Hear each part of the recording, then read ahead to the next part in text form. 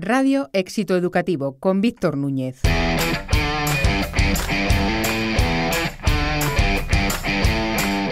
Bienvenidos al programa número 45 de Radio Éxito Educativo, el podcast de los que deciden en la educación.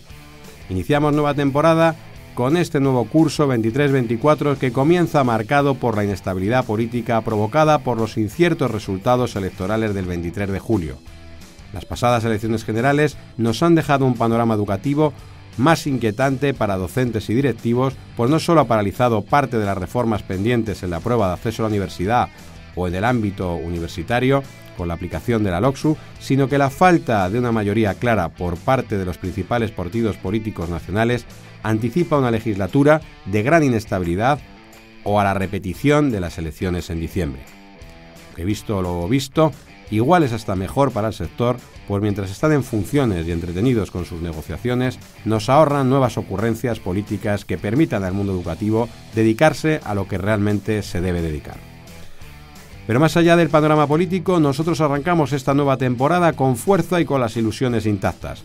Y comenzamos, como siempre, con el comentario del profesor y periodista Luis Miguel Belda, que nos hablará de contenidos educativos y cómo estos no son ajenos a la neocensura y a las interpretaciones ideológicas.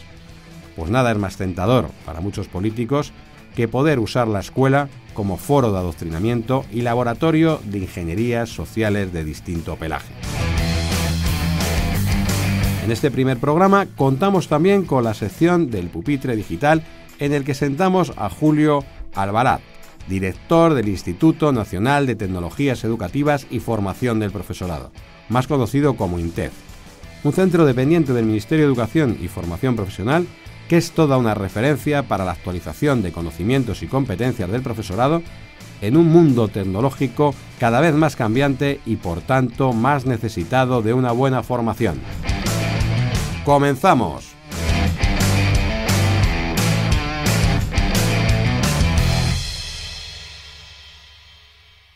Desde el estrado, una visión global de la educación con Luis Miguel Belda.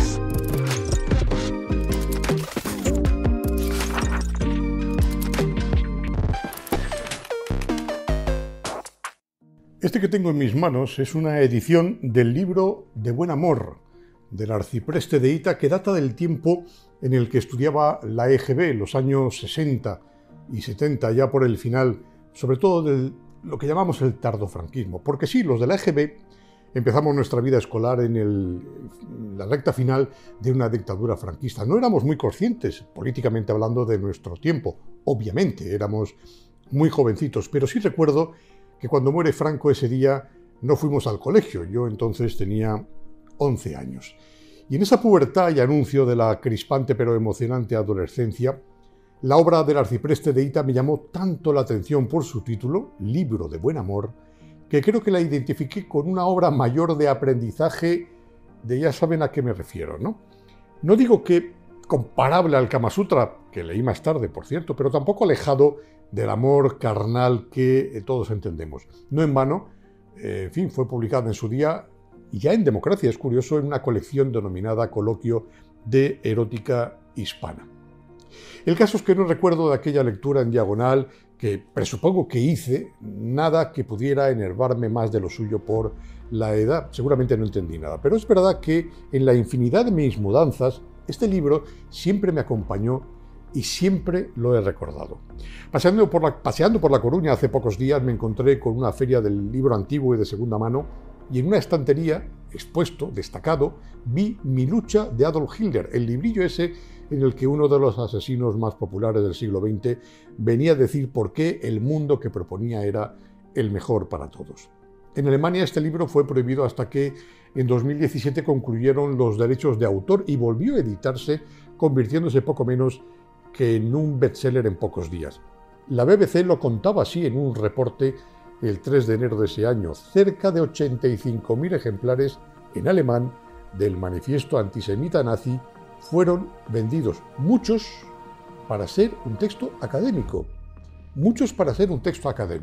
Y sobre esto he reflexionado estos días, que tiene que ver con los contenidos en los que educamos a nuestros escolares.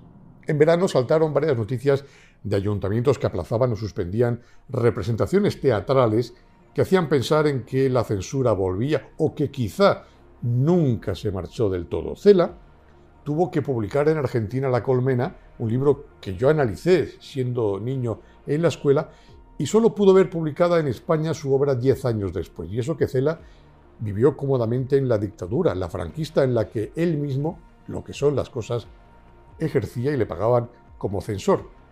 En este caso el tema censurado no era el político precisamente, sino el sexual, pues algunos pasajes de La Colmena podrían ser considerados no adecuados para la moral de la época.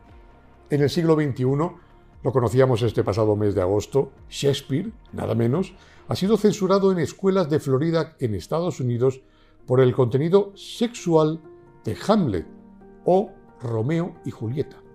En este mismo estado, y pensábamos, al menos pensaba yo que era el estado más conservador de ese país, se despidió una profesora por enseñar a sus alumnos la obra artística El David de Miguel Ángel. El mismo Miguel Ángel al que interpretó fastuosamente lo que son las cosas Charlton Heston, un reconocido ciudadano estadounidense conservador. Bueno, en ese país en el que seguimos mirándonos en nuestro acomodado viejo mundo europeo, ha surgido ahora lo que se llama el movimiento woke, del que hasta la neutral y a veces aburrida Wikipedia subraya esto, su tendencia a la censura de opiniones discrepantes mediante la llamada cultura de la cancelación. A ver si tendrán razón aquellos que dicen que la auténtica censura es de izquierdas y no de derechas, como siempre se creyó, como creyó este hijo de la transición que soy yo. Hablamos estos días de si censurar o no la entrevista que le ha hecho el periodista Jordi Évole al sanguinario terrorista Josu Ternera, con cuentas todavía pendientes en la justicia, algunas de ellas dolorosas hasta el vómito. Fíjese que yo soy periodista y debiera empatizar con mi colega, pero puedo anticiparles que yo vetaría esa entrevista. Sencillamente ni me la habría planteado, ni por el morbo.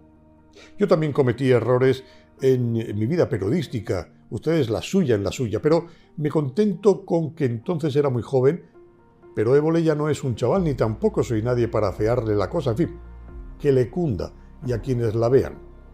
Tampoco deberíamos escandalizarnos, pues también hemos visto a una vicepresidenta del gobierno saludar con efusión, con cariño a un prófugo de la justicia y no aprovechar la ocasión para arrestarlo, no digo yo como hacía el servicio de espionaje israelí con los nazis huidos a la Argentina, pero en fin, con algo más de decoro en su comportamiento al menos, ¿verdad? No sé, o quizá yo cada vez sé menos, aunque parezca que no todas estas cosas les llegan a nuestros chavales. Chavales que están con las antenas puestas, ven los medios, en fin, algunos, ¿no? Aunque sea de pasada, las redes sociales, por ahí les entra mucha información, oyen nuestras conversaciones en casa, escuchan a los profesores en clase. Son tiempos en los que, por un beso, yo daría lo que fuera, como cantaba Pau Donés. Ya saben de qué hablo, no voy a meterme en este jardín. Mientras que, en este mismo tiempo, en paralelo, asistimos impertérritos a escenas como la de Bruselas, que no solo habría que censurar, sino simplemente impedir que se produjeran, o la de el Josu Ternera. Con las décadas pasamos de apenas tragar y tener que leer y aprender a escondidas a un tiempo, el de ahora, en el que no tenemos más que tragaderas, donde lo aceptamos todo como normal, o lo que es peor, como magistralmente le espetó Clark Gable a una pizpireta Vivian Leigh. La verdad, querida, me importa un bledo.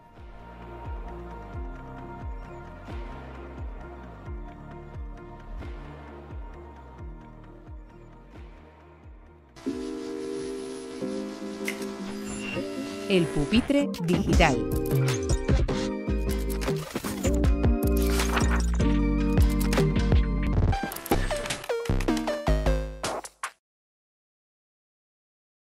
Bienvenidos al Pupitre Digital, el espacio de entrevistas de Radio Éxito Educativo y el canal de YouTube de Éxito Educativo, un espacio que hacemos en colaboración con Udima Media.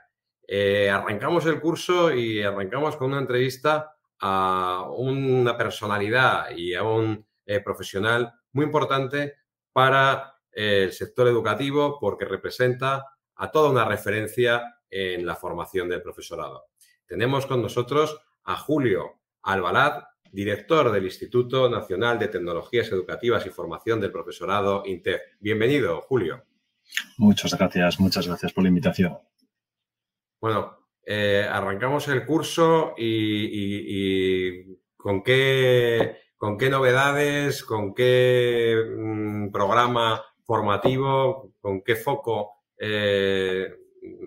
empezáis?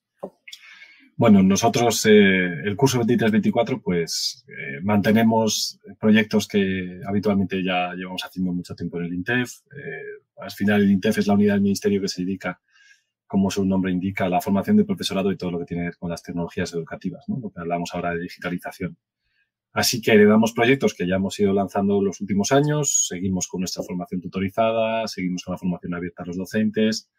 Ahora mismo empiezan en el mes de septiembre los cursos tutorizados que tenemos ofertados, 20 cursos sobre diferentes temáticas a todos los docentes del país. En total, casi 4.000 empiezan a hacer estos cursos ahora en septiembre, pero también continuamos con todo lo que tiene que ver con digitalización, ¿no? Y al final es contacto con las comunidades autónomas, es coordinar proyectos, es coordinar convenios e ilusionados porque va a ser un año más. Y un año interesante porque sí que empezamos proyectos nuevos o empiezan a avanzar esos proyectos que lanzamos el año pasado y que van a cumplirse ya este año y medio, casi 2 años, en los que esperamos pues lograr acuerdos que tenemos hecho con la Comisión Europea, sobre todo ligado al plan de recuperación. Uh-huh.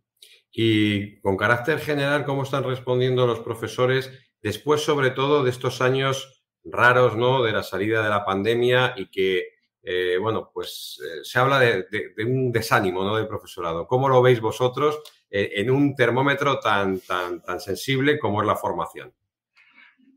Teníamos miedo, sobre todo después de la pandemia.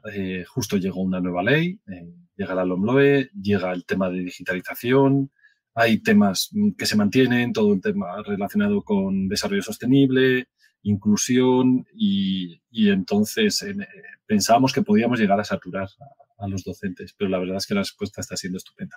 Cursos que ofertamos siempre se quedan gente en lista de espera para poder apuntarse, hay una demanda enorme, nosotros intentamos ofertar todo aquello que vemos que puede ser interesante para el docente, contando con que para nosotros es fundamental entender. El Ministerio no tiene competencia sobre la formación del profesorado ni sobre la digitalización. Esas competencias están en manos de las comunidades autónomas. Por lo tanto, nosotros hacemos un papel de coordinación con estas comunidades autónomas u ofertar de carácter general una visión, pues claro, una visión desde el Ministerio de qué cursos nos interesa que los docentes puedan poder conocer. Pero sí que es cierto que ha habido un momento de tensión, de sobreesfuerzo que se le está pidiendo a los docentes y esto nos está haciendo reflexionar. Bueno, una de las cuestiones que además están, digamos, cobrando cada vez más fuerza en un debate incluso un poco enconado es el del uso de la tecnología en los centros educativos, y ahora mismo pues incluso hay corrientes casi abolicionistas, ¿no?, de que casi que desaparezca la tecnología y las pantallas y todo lo digital del colegio, pues por el daño, ¿no?, el supuesto daño que puede generar su abuso en los niños. Desde el INTEF, ¿cómo lo veis y cuál es vuestra visión? Nosotros concebimos la digitalización como un elemento muy amplio. Al final no es tabletas la digitalización solamente, ¿no? Es el uso de tecnologías digitales para apoyo al profesorado. Tenemos que entenderlo como un medio, no como un fin. Y eso es lo que buscamos. Nosotros hemos lanzado un proyecto muy, muy grande con fondos europeos que vienen de los fondos Next Generation derivados de la pandemia, en el que casi 1.300 millones de euros llegan a las comunidades autónomas para hacer 2 cosas fundamentales. Por un lado, digitalizar. Digitalizar como término, en nuestra idea era que llegasen el equipamiento básico a las aulas, poner un panel, un ordenador, poder crear una mesa de mezclas para poder hacer podcast o una cámara de vídeo para grabar el croma. Y esa digitalización acompañada de la competencia digital. Al final lo que queremos es que los docentes, que los alumnos, que los centros sean digitalmente competentes y eso permita que esa instalación de equipamiento que estamos haciendo llegar sea correctamente utilizada. Entonces, al final, sabemos, ¿no? Los excesos son malos en todo.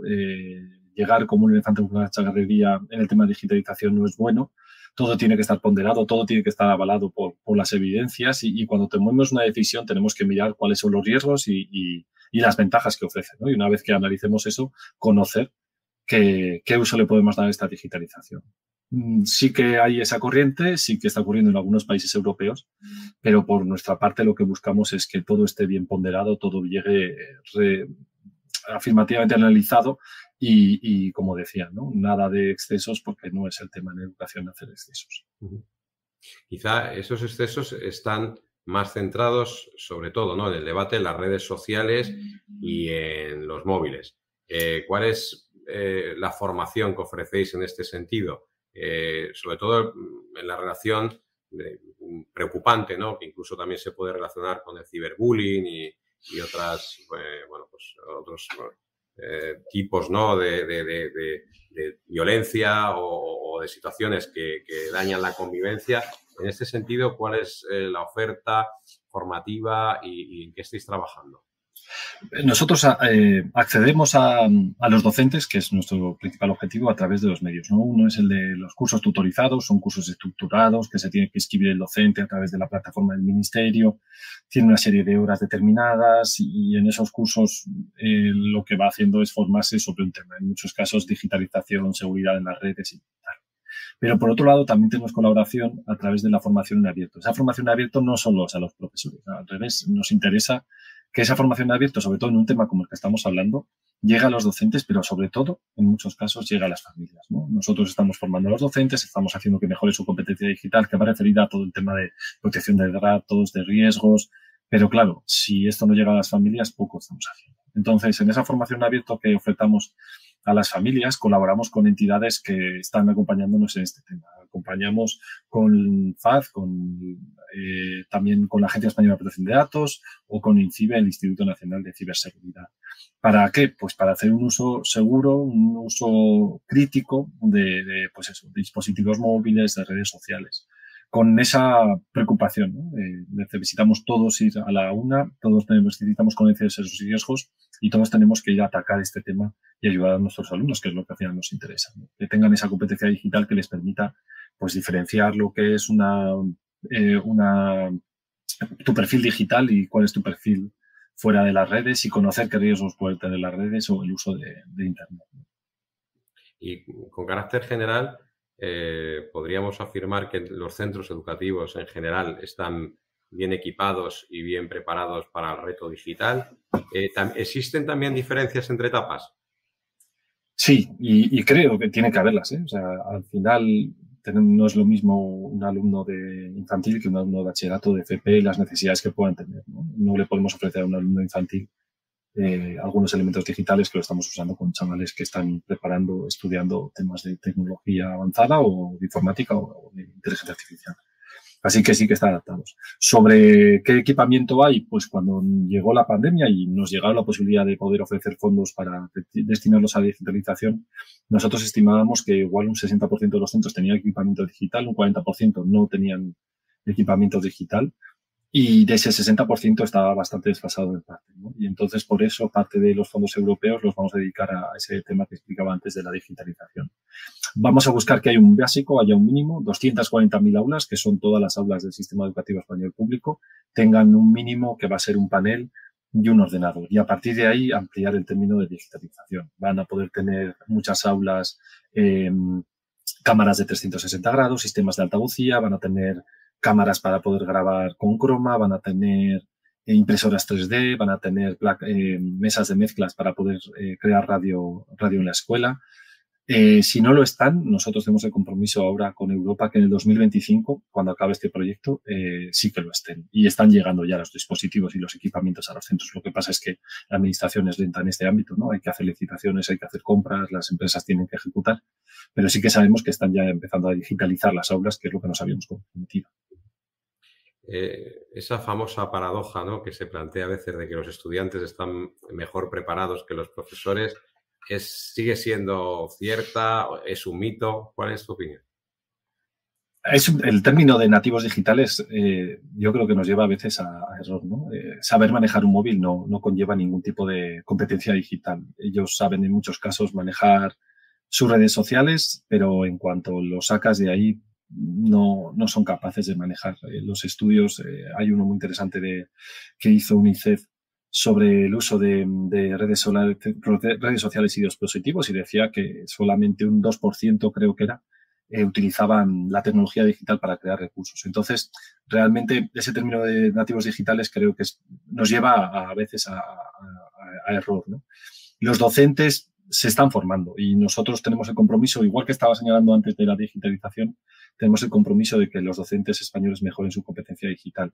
La pandemia ha supuesto un momento de tensión muy grande, pero nos ha generado una demanda enorme por parte del profesorado de esa necesidad de mejorar su competencia digital.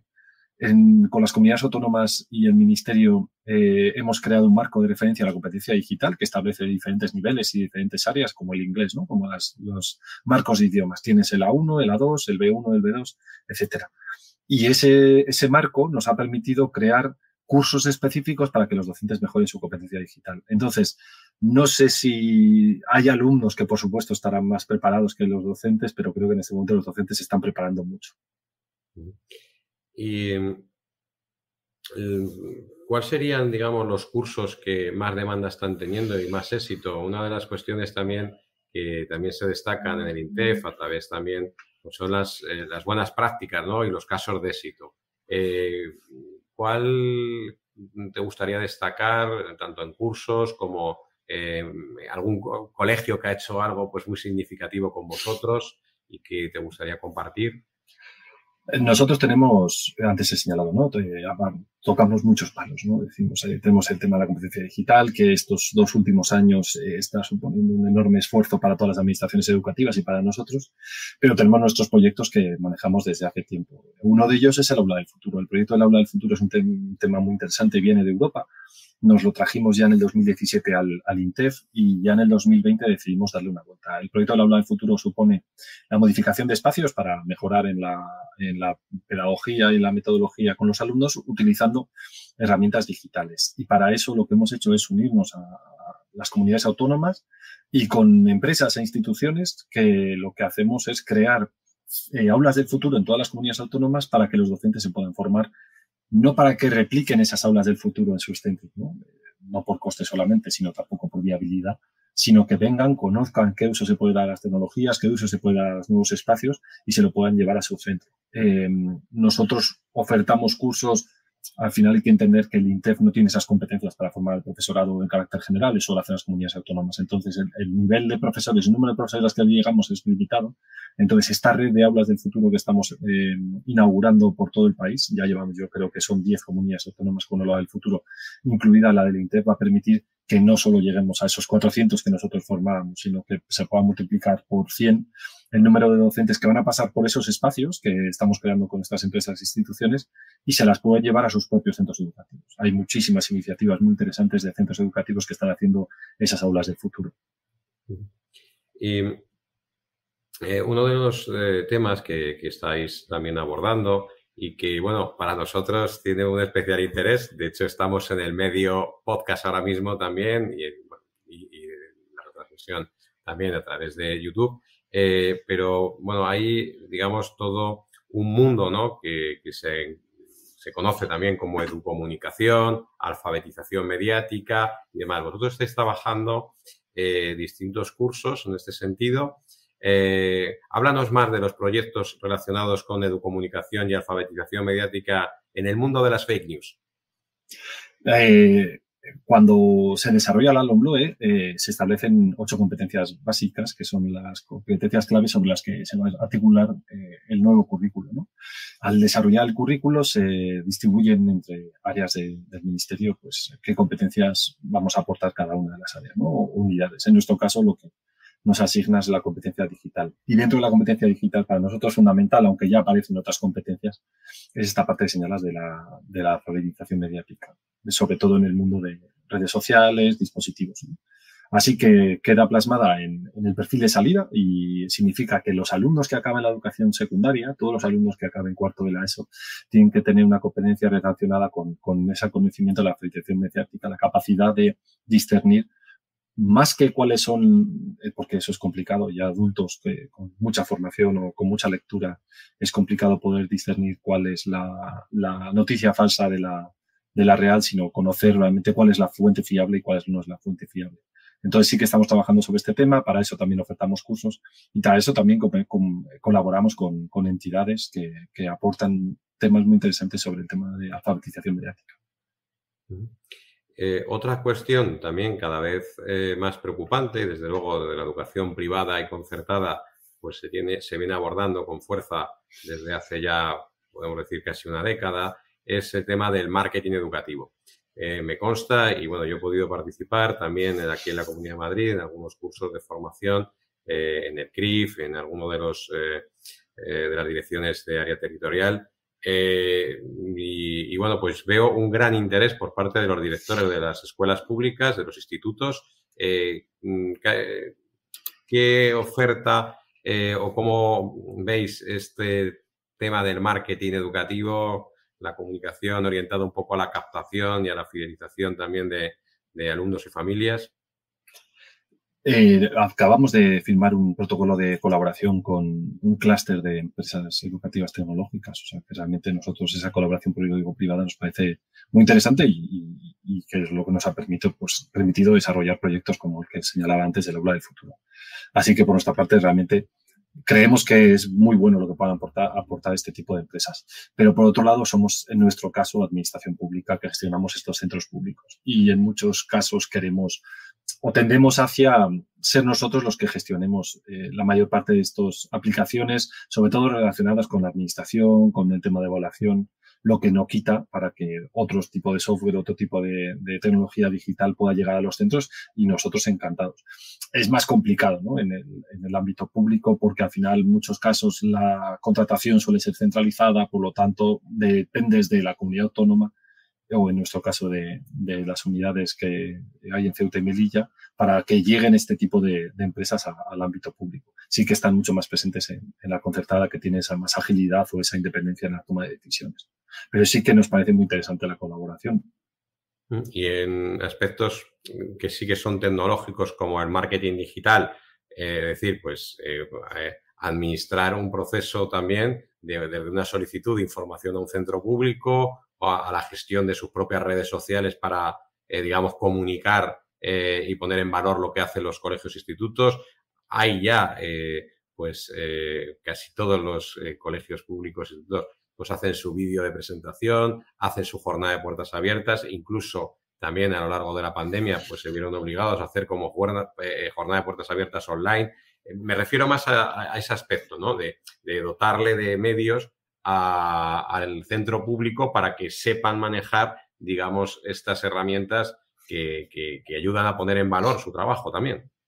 Sí, al final depende, sobre todo en formación, en nuestro ámbito, todo lo que tenga que ver con la formación profesional o el bachillerato, sí que es mucho más interesante darte a conocer. Sí que lo que nosotros hacemos, y sé que hacen la mayor parte de las comunidades autónomas, ofrecemos servicio para esas páginas web propias de los centros y en nuestro caso lo que hacemos es formación sobre el uso de redes sociales de ámbito educativo, lo que puede conllevar también que las redes sociales sean usadas por los centros educativos para dar difusión de las actividades que hacen, ¿no? Pero sí que muchas veces esto cae en el ámbito de las comunidades autónomas que en el ámbito ministerial, porque son ellos los que tienen ese contacto directo con los centros y son los que gestionan con ellos este uso de sus redes sociales o el uso de sus páginas. Y bueno, pues por último, siempre cerramos esta entrevista de Pupitre Digital con la pregunta, ¿cómo crees que debería ser el mejor centro educativo del mundo? No es fácil.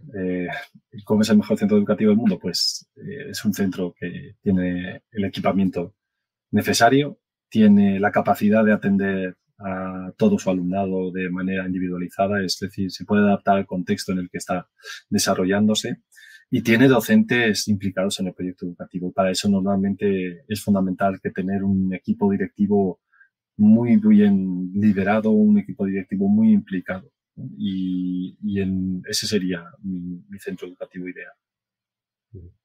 Muy bien, pues Julio Albadaz, muchísimas gracias por acompañarnos, por abrir este nuevo curso que esperemos que sea muy exitoso para todos los centros a los que acompañáis, por supuesto, para vosotros y por vuestra importante labor. Y bueno, pues ya sabéis dónde tenéis también vuestra casa y vuestro espacio en Éxito Educativo. Muchas gracias a vosotros. Muchas gracias. El pupitre digital.